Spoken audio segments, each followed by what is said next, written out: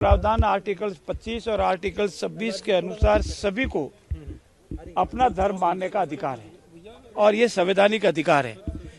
लेकिन भारत के किसी नागरिक को या राजस्थान प्रदेश के किसी नागरिक को या किसी धर्मावलंबी को ये अधिकार नहीं है वो किसी मेरे अनपढ़ भाई बहन को, आर्थिक रूप से कमजोर भाई बहन को और अन्य किसी तरह से प्रलोभन देकर, झांसा देकर, उसकी अनपढ़ता का, नासमझी का नाजायज फायदा उठाकर उसका जबरदस्ती धर्म परिवर्तन करावे और उसके पीछे उसका दूषित उद्देश्य है, तो इसको हम जबरदस्ती धर्म परिवर्तन की परिभाषा में मानते हैं।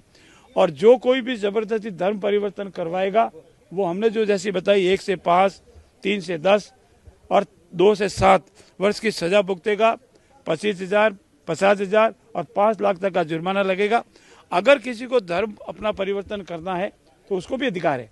वो 60 दिन पूर्व, अब 60 अब 60 दिन पूर्व, 60 डेज पूर्व अपने संबंधित जिला अधिकारी को एप्लीकेशन दे दे, उसकी मंशा बता दे और वो जांच कर देंगे और उसमें सही पाया जाएगा उसे धर्म रूपांतर या धर्म परिवर्तन कर सकता है। लव जिहाद रोकने के भी प्रावधान, लव जिहाद को भी रोकने के प्रावधान है और प्रलोभन देने से संबंधित सभी इसकी डेफिनेशन के अंदर ही आते हैं। किस राज्य के कानून को मॉडल बनाते हुए आपने ये बनाया? हमने सभी 8-9 राज्यों का समग्र अध्ययन करने के उपरांत उसका कानून, जैसे हमारा भारतीय संविधान बना है, हमने सभी राष्ट्रों के संविधानों को, चाहे लिखित है चाहे परंपरा, जैसे इंग्लैंड में लिखित संविधान नहीं है, जापान, अमेरिका वगैरह में लिखित संविधान है, तो सभी का अध्ययन करके हमने उसका समग्र रूप बनाने का प्रयास किया है। अभी कैबिनेट ने पास किया है और आगे इसे विधानसभा में रख करके एक्ट बनाना चाहिए। आगामी जो भी विधानसभा का सत्र आएगा उसमें इस बिल को पेश करके एक्ट के रूप में पास करेंगे, राज्यपाल के पास जाएगा और जब भी इसकी विधिवत जो भी प्रक्रिया पूरी होने के बाद ये कानून बन जाएगा।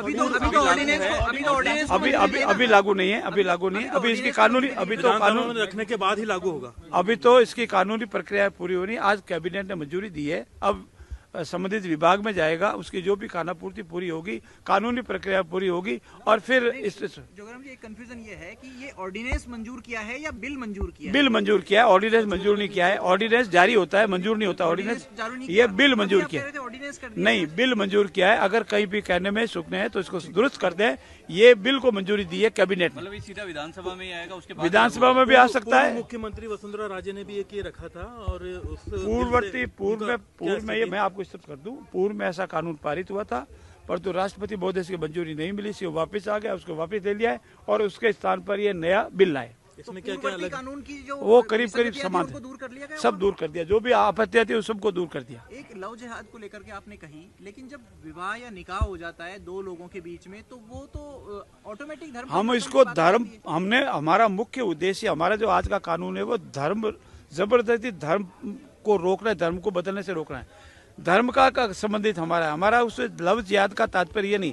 अगर वो लव जिहाद के साथ लव एंड लिविंग रिलेशन में रहते हैं वो अलग विषय है, अगर वो और किसी करते हैं वो, लेकिन धर्म रूपांतरण धर्मांतरण जो करवा देता है उस धर्मांतरण को रोकने का ये बिल है।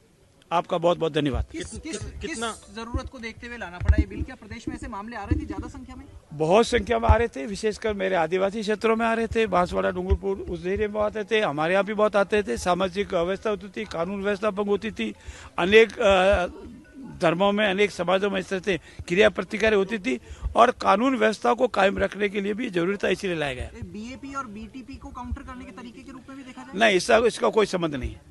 जो प्रलोभन आ रहा है आदिवासी अंचल के लोगों में, उसके लिए तो आप लोग जागरूकता अभियान भी चला रहे हैं और वो भी कर रहे हैं, वो भी एक भाग है। क्या जरूरत है? कानून इसीलिए लाने की जरूरत पड़ जाती है कि ऐसे लोग जो है बार बार आदी हो चुके थे, प्रलोभन देते थे, आर्थिक समझबाग दिखाते थे, पता भी नहीं लगता था और उनको रोकने के लिए बार बार अनेक तरह के गिरोह बने हुए थे, उनको रोकने के लिए कानून लाने की आवश्यकता थी, इसीलिए कानून लाए। धन्यवाद। इससे मिशनरीज पर लगाम कसी जा सकेगी?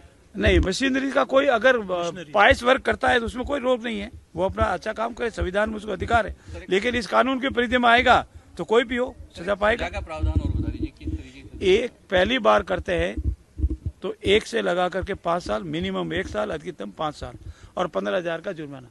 अगर दूसरी बार करता है तो उसे अब डबल सजा होगी और अगर कोई महिला है, नाबालिग है तो उसके लिए 3 से 7 साल की सजा और 50,000 जुर्माना। और अगर कोई समूह के रूप में करवाता है तो 3 से 10 साल की सजा और 5 लाख जुर्माना। मंत्री जी ये कह रहा हूँ, ये जो एजेंट हैं, दलाल हैं, इस प्रकार धर्मांतरण करवाते हैं, उनके खिलाफ क्या कार्रवाई? देखिए, इसको कोई अलग से डिफाइन नहीं किया हुआ, वो समूह के रूप में आते हैं। जो भी धर्मांतरण करवाएगा, सक्रिय रूप से सहयोग करता है, अप्रत्यक्ष रूप से सहयोग करता है, उस सब की जांच के उपरांत अगर वो धर्मांतरण की डेफिनेशन में आएगा तो उसको भी सजा मिलेगी। अगर आप ये वीडियो YouTube पर देख रहे हैं तो हमारे चैनल को सब्सक्राइब करें और बेल आइकन को दबाना ना भूलें। अगर आप Facebook पर ये वीडियो देख रहे हैं तो हमारे पेज को लाइक करें।